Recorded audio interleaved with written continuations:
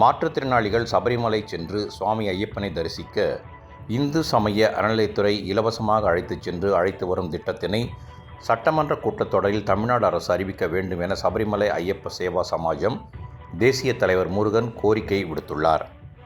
சென்னை சேப்பாக்கத்தில் உள்ள பத்திரிகையாளர் மன்றத்தில் சபரிமலை ஐயப்ப சேவா சமாஜத்தின் தேசிய தலைவர் முருகன் செய்தியாளர்களை சந்தித்தார். அப்போது பேசிய அவர், சபரிமலை ஐயப்பன் கோவிலில் தங்கம் காணாமல் போன விவகாரத்தில் கேரள அரசு சிபிஐ விசாரணைக்கு உத்தரவிட்டு நடவடிக்கை எடுக்க வேண்டும் என்றும் கூறினார். சென்னையைச் சேர்ந்தவர் ஐயப்ப சேவா சமாஜத்தினுடைய தேசிய துணைத் தலைவர் கொடுத்திருக்கிறார்கள். பல பதினாண்டுகளாக அவருடன் சமுதாய பணியில் ஈடுபட்டிருக்கிறார்கள். என்னுடைய பெயர் ஈரோடு ராஜன். நான் கேரளாவில் இருக்கின்ற ஐயப்ப சமாஜத்தினுடைய தேசிய அமைப்பு செயலாளர் இருக்கிறார்கள். திரு ராதாகிருஷ்ணன் அவர்கள் வட தமிழகத்தினுடைய ஐயப்ப சமாஜத்தினுடைய அமைப்பாளராக இருக்கிறார்கள்.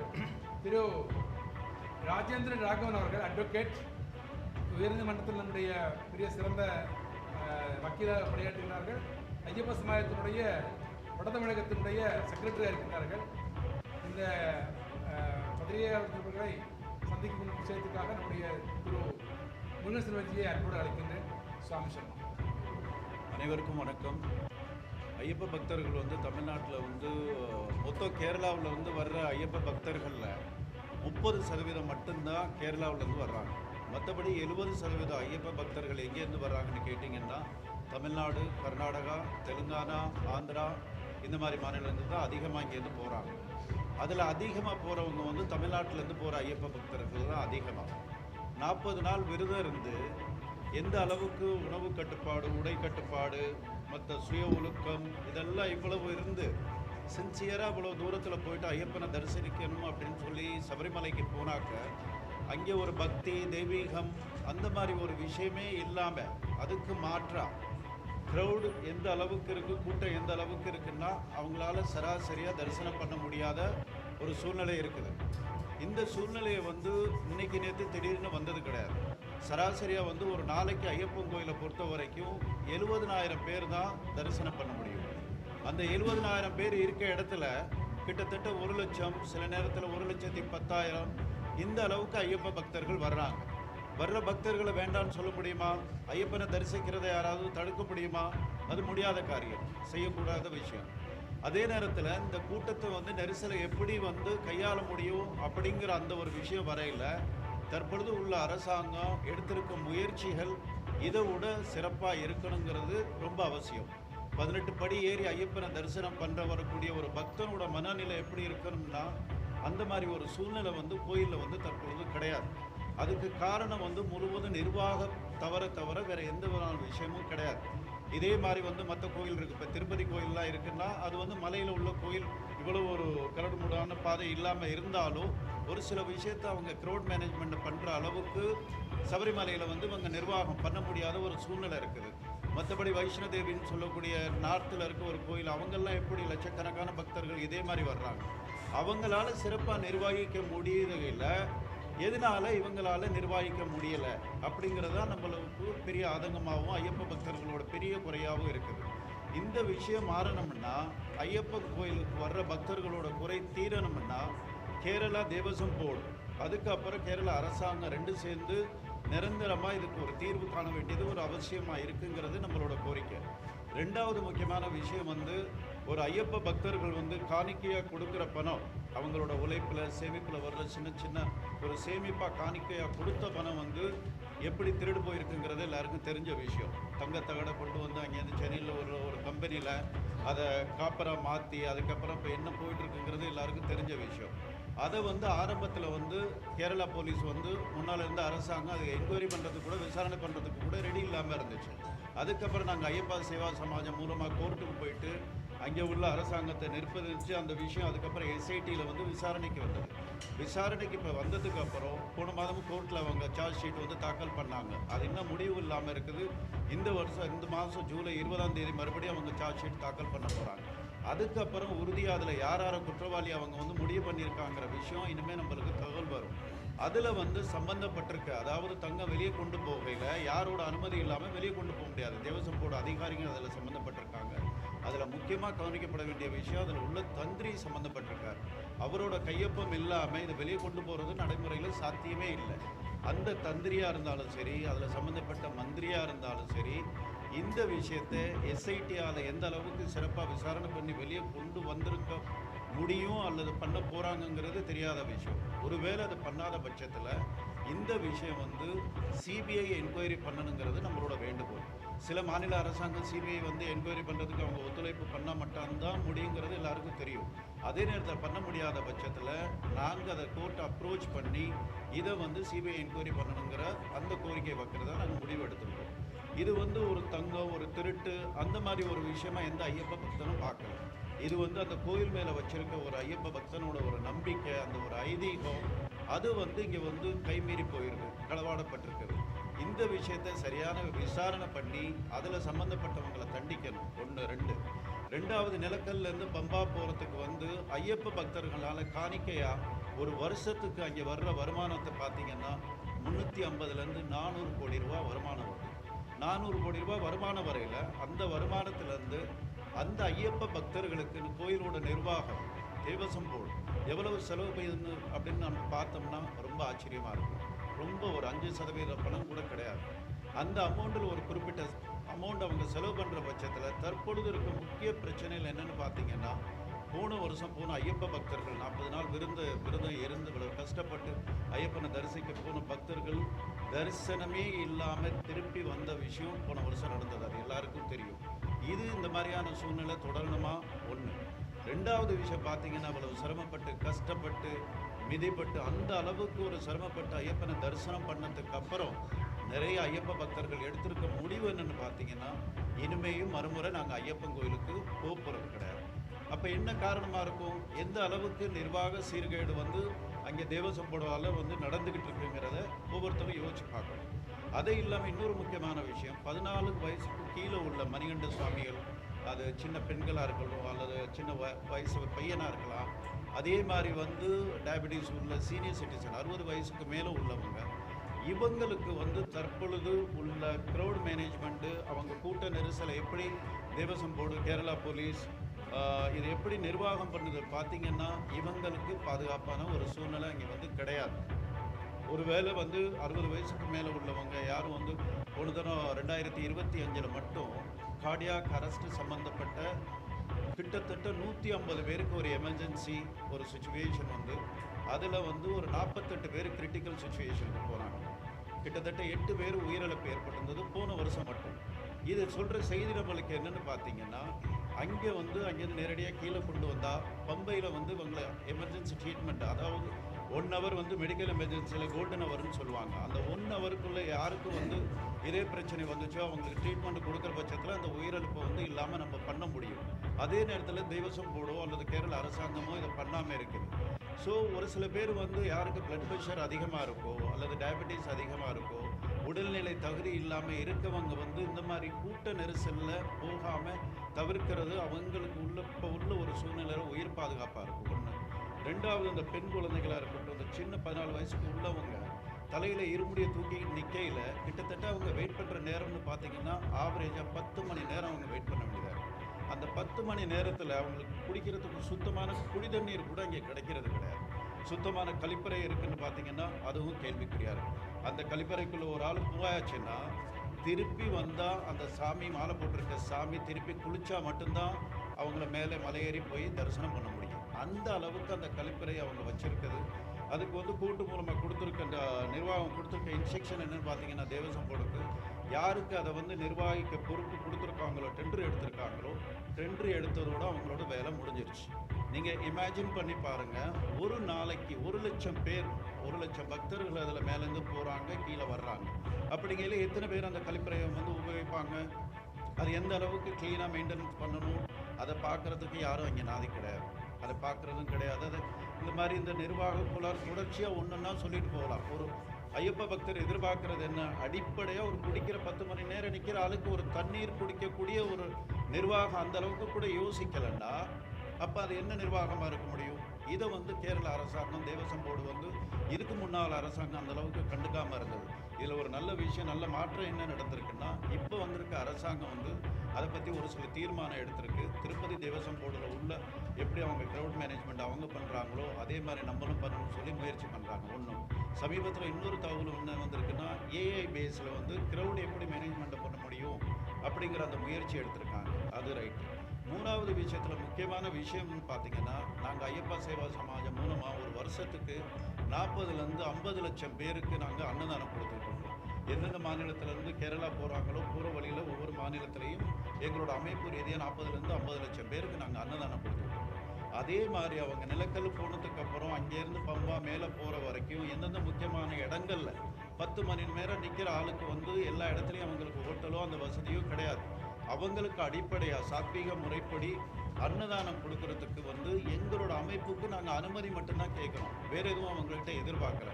நாங்கள் அவங்களை அனுமதி கொடுக்குற பட்சத்தில் நம்ம அத்தனை ஐயப்ப பக்தர்களுக்கும் இலவசமாக அடிப்படையான சுகாதாரமான சாத்வீக முறைப்படி நம்ம அவங்களுக்கு உணவு கொடுக்க முடியும். அந்த பர்மிஷன் உடனடியாக ஐயப்பா சேவா சமாஜத்துக்கும் எங்களை மாதிரி அமைப்புன்னு ஒரு 2 அமைப்பு இருக்குது, அவங்களுக்கும் இந்த அனுமதி கொடுக்குற பட்சத்தில் ஐயப்ப பக்தர்களுக்கு உள்ள இந்த அவதி சாப்பாடே இல்லாமல் 10 மணி நேரம் இந்த இருமுடியை தூக்கி நிற்கிறவங்களுக்கு இது ரொம்ப பெரிய ரிலீஃபாக இருக்கும். இது வந்து ரொம்ப முக்கியமான பிரச்சனை. இதே இல்லாமல் கீழேருந்து நிலக்கல் போனதுக்கப்புறம் நிறைய இங்கேருந்து நம்ம ஐயப்ப பக்தர்கள்லாம் பஸ் எடுத்துகிட்டு போகிறாங்க, வேன் எடுத்துகிட்டு போகிறாங்க. அவங்க நிறுத்துறதுக்கு இடம் கூட மேனேஜ்மெண்ட் அந்தளவுக்கு சரியாக இல்லைங்கிறதுனால அது அவங்களுக்கு ஒரு பெரிய பிரச்சனையாக இருக்குது. அது இல்லாமல் முன்னாலே நான் குறிப்பிட்டது மாதிரி 400 கோடி வருமானம் வரக்கூடிய ஒரு கோயிலில் நிலக்கல்லேருந்து பம்பா போகிறதுக்கு ஒரு ஐயப்ப பக்தருக்கு கேஎஸ்டிசிலேருந்து அவங்க சார்ஜ் பண்ணுற அந்த பஸ் ஃபீஸை பார்த்தீங்கன்னா உங்களாலே நம்ப முடியாது. அது என்னத்துக்கு அந்த ஐயப்ப பக்தனுக்கு அவ்வளோ சார்ஜ் பண்ணணும்? இலவசமாக பஸ் சேவை கொடுக்கறதுக்கு எங்களோட ஐயப்பா சேவா சமாஜம் மூலமாக நாங்கள் ரெடியாக இருப்போம். அப்படி எங்களுக்கு அனுமதி கொடுக்க முடியலைன்னா நீங்கள் பண்ணுறதா இருந்தால் அது ஒரு கணிசமான தொகையில் வந்து அவங்க வந்து இதை பண்ணணும் அப்படிங்கிறது எங்கள் ஐயப்பா சேவா சமாஜம் மூலமாக எங்களோட வேண்டுகோள்.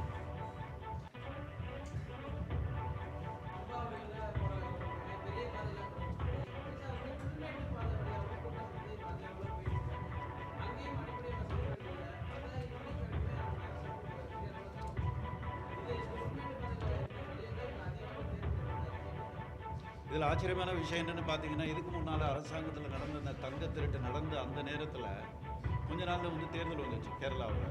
அங்கே நடந்த பஞ்சாயத்து எலெக்ஷன்லையும் சட்டசபை எலெக்ஷன்லையும் வந்து இப்போ உள்ள கட்சி வந்து என்ன பிரச்சாரம் பண்ணுச்சுன்னா, முக்கியமான பிரச்சாரமாக தங்க திருட்டில் சம்மந்தப்பட்ட இந்த அரசாங்கம் தொடரக்கூடாது அப்படின்னு சொல்லி அவங்க பிரச்சாரம் பண்ணாங்க.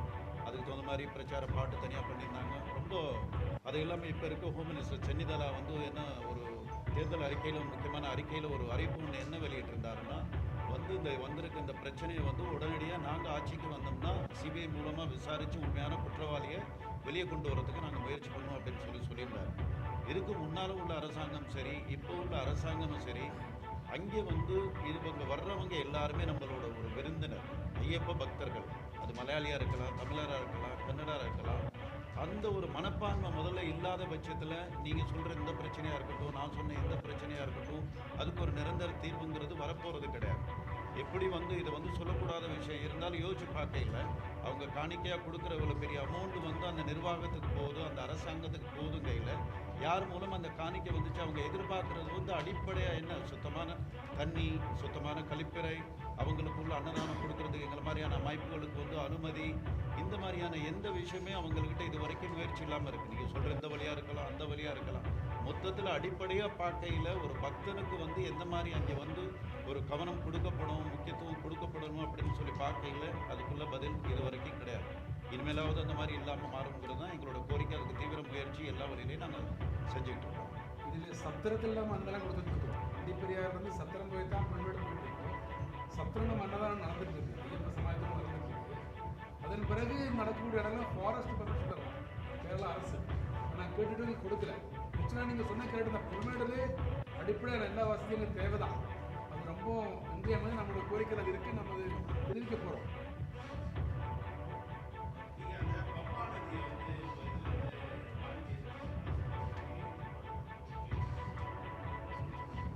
ஸோ அது தொடர்ச்சியாக நாங்கள் பண்ணிகிட்ருக்கோம். ஒவ்வொரு வருஷமும் தொடர்ச்சியாக நாங்கள் பண்ணிகிட்ருக்கோம். நம்ம அமைப்பு மூலமாக எங்கள் மாதிரி மற்ற அமைப்புகளும் தொடர்ச்சியாக அதை சுத்தம் பண்ணிக்கிட்டு இருக்கோம்.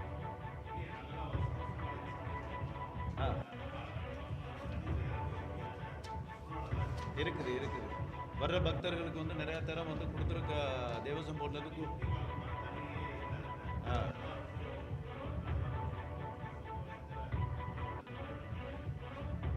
எடுத்திருக்கோம். நிறைய தரம் அந்த வேலை நடந்துக்கிட்டு இருந்தாலும் பக்தர்களுக்கு கொடுத்துருக்க முக்கிய ஒரு குறிப்பு என்னென்னா, அதை யாரும் துணியக்கூடாதீங்க. அந்த மாதிரி எவ்வளோ சொன்னாலும் இப்போ இந்த பக்கம் நீங்கள் சுத்தம் பண்ணிட்டு போனால் கொஞ்சம் நேரத்தில் பார்த்தீங்கன்னா மறுபடியும் அது இந்த மாதிரி தொடர்ச்சியாக அது நடந்துக்கிட்டே இருக்கும். இது 2 பக்கமும் சுத்தம் பண்ணுறது எவ்வளோ முக்கியமோ அதே மாதிரி மறுபடியும் அதில் துணி போடாதும் ரொம்ப முக்கியம். 2 விஷயமும் கவலைப்படும். ஸ்வச் சபரிமலைங்கிற பேரில் நம்ம வந்து சன்னிதானம் சீசன் ஆரம்பிக்கிற முன்னாடியும் அது ஆரம்பித்த பிறகும் எருமேலி சபரிமலை பம்பை எல்லாமே தூய்மைப்படுத்துகிறோம். இப்போ சொன்னது போல் இந்த துணி போடுற விஷயம் நம்ம கொஞ்சம் பிரச்சாரம் பண்ணணும். அது போடக்கூடாது, அது ஒரு புனித நதியாக வச்சுன்னா பிரச்சனை இருக்காது. நம்ம என்ன பக்தர்கள் தான் அதை வந்து ஒரு அசிங்கம் பண்ணுறாங்க. அப்புறம் சில இடங்களில் வந்து ஹோட்டலுக்காரங்களுடைய கழிவு வந்துட்டு இருக்கு. இப்போ நம்ம சொல்லி அதை தடுத்தாச்சு, இன்னும் நம்ம தூய்மைப்படுத்த முடியாது, பிரச்சனை இல்லை.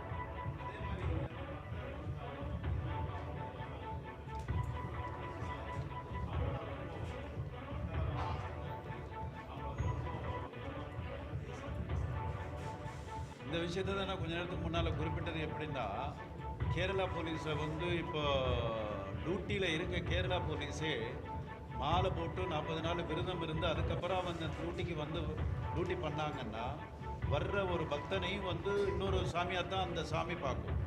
நம்ம வந்து மாலை போட்டவங்களை பேரை சொல்லி கூப்பிட்றதில்ல. போலீஸே மாலை போட்டிருந்தாலும் அந்த போலீஸை கூட நம்ம சாமின்னு தானே சொல்கிறோம். அதை கேரளா டிஐஜி கிட்ட இந்த கோரிக்கை நீங்கள் சொல்கிற விஷயத்தை நம்ம வச்சோம்.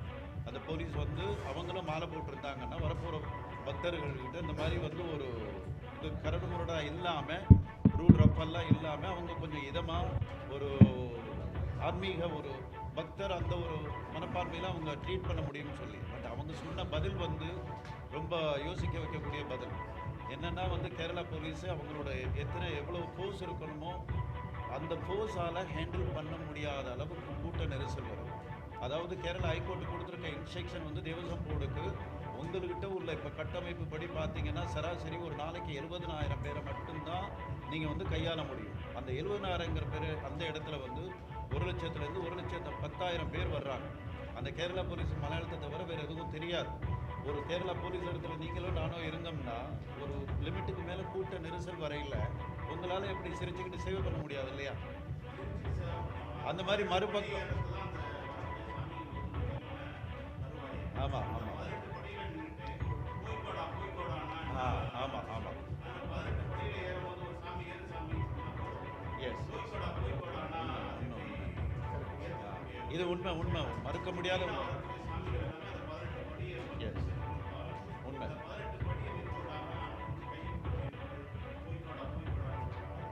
இந்த அடிப்படை நம்மளுக்கும் அதில் உடன்பாடு கிடையாது. இதே விஷயத்தை தான் நம்ம சொன்னோம். பட் இது வந்து நிரந்தரமாக மாறுறதுக்கு வந்து எப்படின்னா கோயில் நிர்வாகம் அவங்க நேரடியாக இந்த விஷயத்தை கையாள முடியலைன்னா சபரிமலை ஐயப்பா சேவா சமாஜம் எங்கள் அமைப்பு மூலமாக கீழேருந்து மேலே வரைக்கும் அத்தனை விஷயத்தையும் சிறப்பாக கையாளக்கூடிய நம்மள்கிட்ட அந்த ஒரு கெப்பாசிட்டி இருக்குது. அதுக்கு பொருளாதார ரீதியாக நம்ம கேரளா அரசாங்கத்துக்கிட்டே தேவசம் போர்டுலேயே எந்த விதமான உதவியும் கேட்கல. அதையும் நாங்கள் பண்ண முடியும். எங்களுக்கு தேவை வந்து அனுமதி மட்டும்தான். அந்த அனுமதி கொடுக்குறதுல தனிப்பட்ட அவங்களுக்கு ஈகோ எதுவும் இருக்கலாம். ஒருவேளை நாங்கள் பண்ணுறதுக்கு அனுமதி கொடுக்குறோன்னா அவங்களாவது பண்ணணும். அதுக்கும் பண்ணாத பட்சத்தில் அடுத்து என்னங்கிறது இனிமேல் வந்து யோசிப்போம். நீங்கள் சொல்கிறது உண்மை.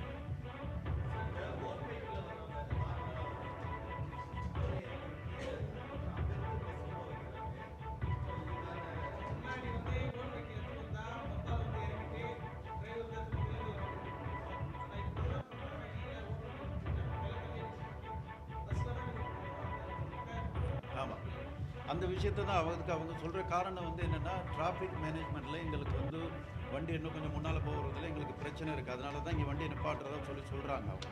அப்படி ஒருவேளை நம்மளோட வண்டியை நேரடியாக நீங்கள் சொல்கிறது மாதிரி தனிப்பட்ட முறையில் உங்கள் காரை பெர்மிட் பண்ணனால கூட அவங்களோட ஸ்டேட் கவர்மெண்ட் பஸ்ஸில் போகிறதா இருந்தால் கூட அந்த பஸ் ஃபீஸு கூட அவங்க வச்சுருக்கிறது வந்து எங்களுக்கு ஏற்படுவது கிடையாது. அவ்வளோ எக்ஸ்பென்சிவாக இருக்காது. அதுக்காக நாங்கள் என்ன சொல்லியிருந்தோம்னா நிலக்கல் டு பம்பா நாங்கள் வந்து ஃப்ரீ சர்வீஸ் நாங்கள் கொடுக்குறோம் பஸ்ஸில். அதுக்கு எங்களுக்கு அனுமதி கொடுங்கன்னு சொல்லி நாங்கள் கேட்டோம். ஒரு செகண்ட், நிலக்கில் நம்ம கருத்தை நிலக்கில் ஹப்பு பண்ணணும். ஏன்னா பம்பையில் அந்த வசதி இல்லை. உங்களுக்கு தெரியும், பம்பையிலெல்லாம் பல தடவை ஆக்சிடென்ட் ஆகிருக்கு. ஸோ நிலக்கில் நல்லா ஹப்பு பண்ணிவிட்டு எல்லா வாகனங்களும் பார்க் பண்ணிவிட்டு Nilakkal to Pamba, Pamba to Nilakkal free service பண்ணணும். பண்ணால் பிரச்சனை இல்லை. அதான் நம்ம கோரிக்கை. அது அரசாங்கத்தால் முடியலன்னு சொன்னால் நாங்கள் பண்ண தயார் சொல்லிட்டு இருக்கோம்.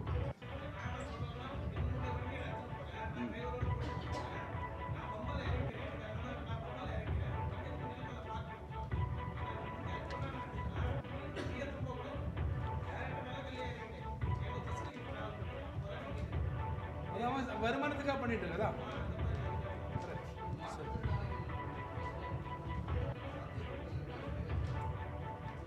இப்போ சாத்தியக்கூறுகள்லாம் இப்போ மற்ற இடங்களில் வந்து டோலி சர்வீஸ்னு ஒரு சர்வீஸ் வச்சுருக்காங்க இல்லையா, அதுக்கு வந்து மறுபடியும் பேமெண்ட் பண்ணி தான் அவங்க போக வேண்டியது இருக்குது. அந்த டோலி சர்வீஸை அரசாங்கம் மூலமாக எதுவும் பண்ண முடிஞ்சிச்சுன்னா அவங்களுக்கும் சந்தர்ப்பம் வரும். அந்த மாதிரி ஒரு வாய்ப்பு இருக்குது. அதை நம்ம இது பண்ணியிருக்கோம். நம்ம தமிழ்நாடு கவர்மெண்ட்டுக்கிட்ட ஒரு சில கோரிக்கைகள் வச்சுருக்கோம்.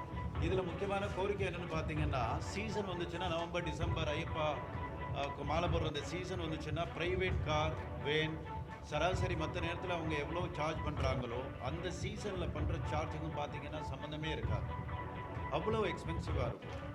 இது தமிழ்நாடு அரசாங்கம் வந்து ஒரு சில நேரங்கள், அதாவது பொங்கல் தீபாவளிக்கு வந்து சென்னையிலேருந்து ஊருக்கு போகையில் ஒரு சில மினி பஸ்ஸுக்கெல்லாம் எப்படி ஒரு சில விதிமுறைகள் கொண்டு வந்தாங்களோ அதே மாதிரி எங்களோட வேண்டுகோள் தமிழ்நாடு அரசாங்கம் வந்து தலையிட்டு தனியில் யார் வேன்லையோ அல்லது பஸ்ஸில் போகிறவங்களுக்கு அந்த ரேட்டு அதிகப்படாமல் இருக்கணுங்கிறது அவங்க ஒன்று கவனத்தில் கொள்ளணும். ஒன்று.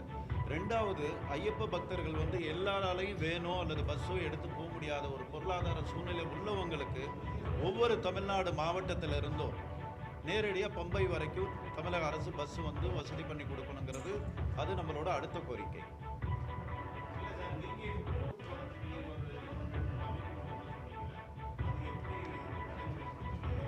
அது நிலக்கல்ல இருந்து தமிழ்நாடு பம்பா மட்டும்தான். ஆமாம், பம்பா வரைக்கும் இலவசம். அந்த இடைப்பட்ட தூரம் அது மட்டும்தான் பண்ண முடியும்.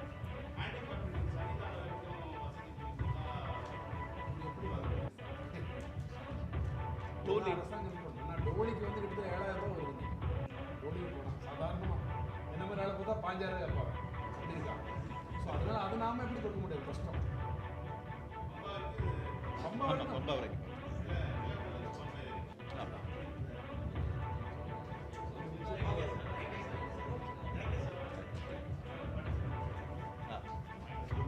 இந்த தமிழ்நாடு அரசுக்கு வந்து அறிக்கை இருக்குது. இப்போ நம்ம அவரை அமைச்சரை பார்க்க போகிறோம். இது வந்து படிக்கணுமா இல்லை உங்களுக்கு இந்த காப்பி கொடுத்தா போதுமா? காப்பி வந்துருச்சு இல்லையா? சரி சரி சரி, ஓகே, தேங்க்யூ. வேற கேள்வி ஒன்றும் இல்லை. Okay, thank you.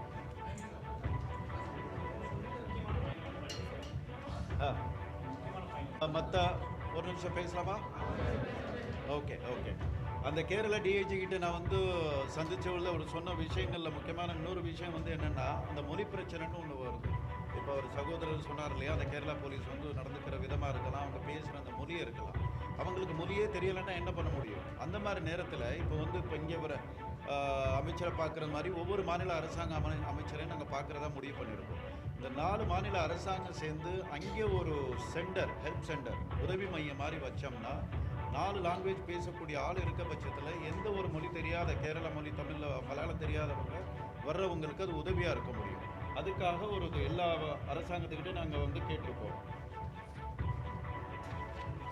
உதவி மையம், மாற்றுத்திறனாளிகளுக்கு சிறப்பு சபரிமலை தரிசன திட்டத்தை பற்றி அறிவிக்க சொல்லி கேட்டிருக்கோம். இன்னொரு நல்ல விஷயம் வந்து தமிழ்நாடு அரசாங்கத்திலேருந்து காசிக்கு வந்து போகிறதுக்கு அறிவிச்சிருக்கிறது மாதிரி அதே மாதிரி சபரிமலைக்கும் நாங்கள் கேட்டிருக்கோம். இப்போ எப்படின்னா மெக்கா மெதினாவுக்கு போகிறதுக்கு வந்து அந்த மாதிரி உதவி பண்ணுறாங்க, அதே மாதிரி இதையும் வந்து அவங்க பரிசீலனை பண்ணுறது நல்லா இருக்கும் அப்படிங்கிறது.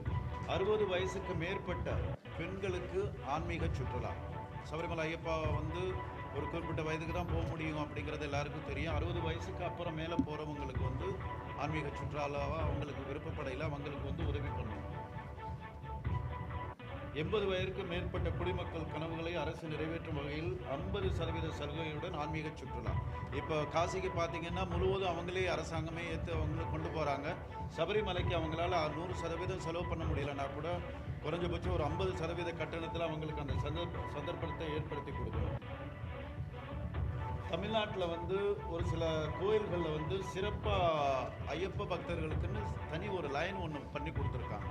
அதை அறநிலைத்துறை அமைச்சர் மூலமாக வேண்டுகோள் வைக்க இருக்கிறோம். அது எல்லா கோயில்கள்லையும் தரிசனம் முடிஞ்ச வரையில் அவங்களுக்கு இன்னொன்று சிறப்பாக தரிசனம் பண்ணுறதுக்கு தனிப்பட்ட ஒரு லைனை ஏற்படுத்தி கொடுக்கணும் அப்படின்னு சொல்லுவாங்க.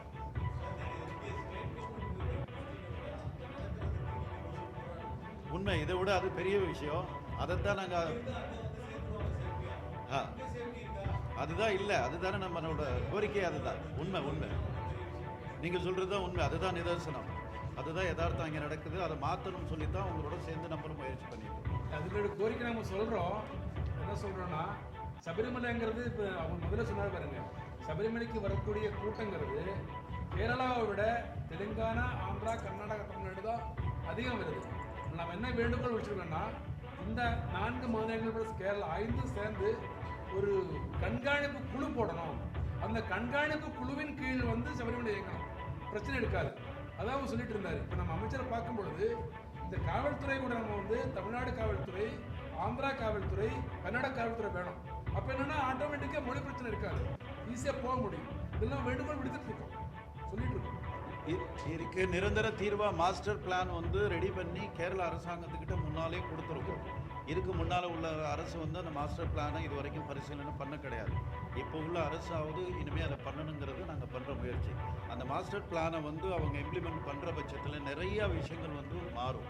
ஒருத்தர் மாலை போட்டுட்டு அந்த கோயில் சாமி கும்பிட போகிறோன்னு சொல்லி என்ன உணர்வில் அவர் அந்த இடத்துக்கு போகிறாரு பாருங்க. போனதுக்கப்புறம் அங்கே உள்ள சூழ்நிலையை பார்த்தீங்கன்னா அதுக்கு நேர் மாறாரு. அந்த விஷயம் யாராலையும் ஐயப்ப பக்தர்களால் மட்டும் இல்லை, எந்த இந்துக்களாலையும் ஏற்றுக்கொள்ள முடியாத ஒரு விஷயமா இருக்கு. அதை மாறணும்னு சொல்லி தான் நம்ம அமைப்பு மூலமாக முயற்சி பண்ணுறோம். நீங்கள் எல்லாம் சப்போர்ட் பண்ணோம். ஆனால் இது வந்து ஒரு பெரிய வேலை தான் முக்கியம். அங்கே சொல்லிட்டு இருக்கோம், உங்களுடைய இந்த மாதிரி இதெல்லாம் வேணும்.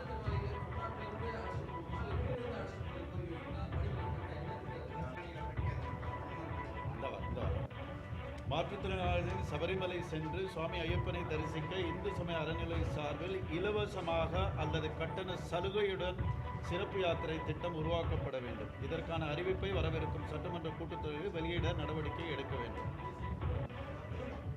இங்கேருந்து கூட்டிகிட்டு போய் அவங்க அங்கேருந்து சபரிமலை போயிட்டு வரணும். இப்போ நம்ம ரோடு சொன்ன பாருங்க, இதெல்லாம் சேர்ந்து ஒரு தொகையானது அரசாங்கம் அவங்களுக்கு ஃப்ரீயாக தரணும். ஐயப்ப சமயம் தர முடியாது, நாங்கள் யார்கிட்ட போய் அப்படி வாங்க முடியாது. அரசாங்கம் பண்ண முடியும், அரசாங்கம் இந்த மாதிரி விஷயம் செய்ய முடியும். அது அரசாங்கத்தை நம்ம கேட்குறோம், செய்யணும்.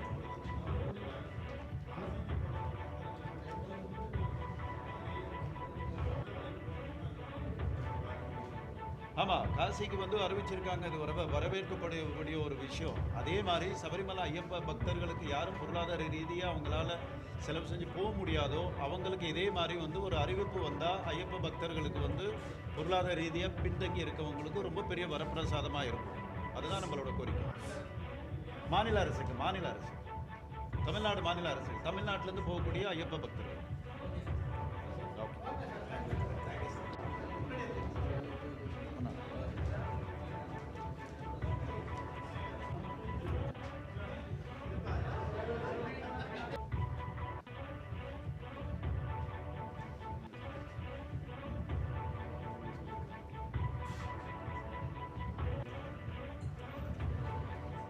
அதே இல்லாமல் வந்து கேரளா டிஜிபி கூட, கேரளா மாநில போலீஸ் கூட நாங்கள் எங்களோட ஐயப்பா சேவா சமாஜம் மூலமாக ஒரு சந்திப்பு நடந்தது. அந்த சந்திப்பில் வந்து அவர் சொன்ன முக்கிய பிரச்சனை வந்து என்னென்னு பார்த்தீங்கன்னா, இவ்வளோ ஒரு க்ரௌடை வந்து கேரளா போலீஸால் வந்து ஹேண்டில் பண்ண முடியலை, அவங்கள்ட்ட அவ்வளோ போலீஸ் ஃபோர்ஸ் கிடையாது அப்படின்னு சொல்லி அவர் சொல்லியிருந்தார். அதுக்கு வந்து மாற்றாக என்ன பண்ண முடியும்னு பார்க்க போயில மற்ற ஆந்திரா, கர்நாடகா, தமிழ்நாடு, தெலுங்கானா இந்த 4 மாநிலத்திலேருந்து, மாநில அரசாங்கத்திலேருந்து அவங்களுக்கு ஒரு போலீஸ் ஃபோர்ஸோ அல்லது வந்து வாலண்டியர் மூலமாக ஏதாவது ஒரு உதவி கிடைக்கிற பட்சத்தில் அவங்களால வந்து சிறப்பாக செயல்பட முடியும் அப்படின்னு சொல்லி 4 மாநில அரசாங்கத்துக்கிட்டேயும் அவங்க கோரிக்கை வைக்கணும்னு சொல்லி எங்கள் மூலமாக தெரிவிச்சிருக்காங்க. இன்றைக்கி நம்ம பத்திரிகையாளர் சந்திப்பு முடிஞ்சதுக்கப்புறம் இங்கேருந்து ஆன்மீகத்துறை அமைச்சர் திரு ரமேஷ் அவர்களை பார்க்குறதுக்காக போகிறோம். அவர் வந்து அப்பாயின்மெண்ட் கொடுத்துருக்காரு. அவர்கிட்டையும் ஒரு சில கோரிக்கை வைக்கிறதா இருக்கும். அதில் முக்கியமான கோரிக்கை என்னென்னு பார்த்தீங்கன்னா, சமீபத்தில் வந்து இவங்க வந்து காசி பயணம் போகிறதுக்கு வந்து ஒரு திட்டம் ஒன்று அறிவிச்சிருக்காங்க. அதில் வந்து 60 வயசுக்கு மேலே உள்ளவங்களை, பொருளாதார ரீதியாக பின்பற்றப்பட்டவங்க வந்து யார் வேணாலும் அதுக்கு விண்ணப்பிக்கலாம். தமிழ்நாடு அரசாங்கம் அதுக்கு தேவையான ஆவணங்கள் செய்கிறது மாதிரி அந்த மாதிரி ஒரு அறிவிப்பு வந்திருக்கு. ரொம்ப மகிழ்ச்சியான விஷயம். அதே மாதிரி எங்களோட வேண்டுகோள் எங்கள் அமைப்பு மூலமாக ஐயப்பன் கோயில் போகிறதுக்கும் பொருளாதார ரீதியில் பின்தங்கி உள்ளவங்களுக்கு, 60 வயசு மேலே உள்ளவங்களுக்கு அவங்க வந்து ஆவணம் செய்யணுங்கிறது ஒன்று. இன்னொன்று, மாற்றுத்திறனாளிகள் முக்கியமாக வந்து சராசரி மற்றவங்கள மாதிரி ஏறி மேலே போய் தரிசனம் பண்ண முடியாது. அவங்களுக்குன்னு ஒரு சில விசேஷமான சிறப்பு சலுகைகள் அந்த மாதிரியான விஷயங்கள் முயற்சி பண்ணணும். இந்த மாதிரி ஒரு சில கோரிக்கைகள் நாங்கள் வச்சுருக்கோம். இதுக்கப்புறம் போயிட்டு அவரை பார்க்குறதா எங்களோட திட்டம்.